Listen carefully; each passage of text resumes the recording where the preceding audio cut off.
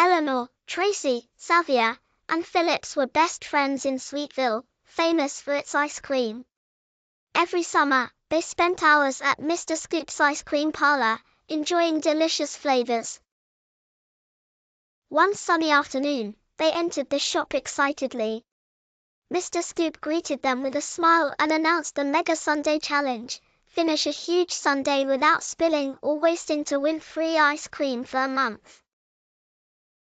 The sundae was enormous, with scoops of chocolate, vanilla, strawberry, caramel, and toppings of whipped cream, cherries, and sprinkles. The kids' eyes widened in amazement. "Let's do it," Tracy said enthusiastically. "I bet I can eat the most," boasted Phillips, grabbing a spoon. Xavier suggested pacing themselves to avoid stomachaches, but Phillips ignored him. Eleanor hesitated, agreeing with Xavier.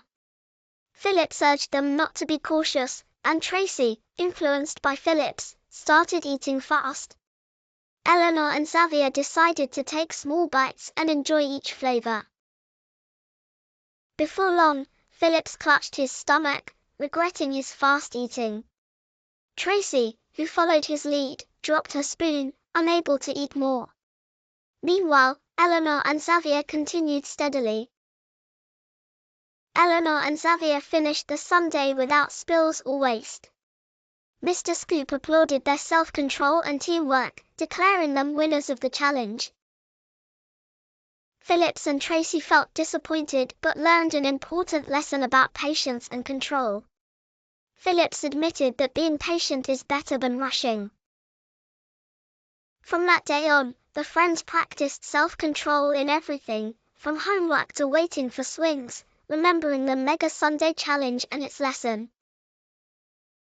Sweetville never forgot the story of the kids who learned the true value of patience and moderation, one scoop at a time.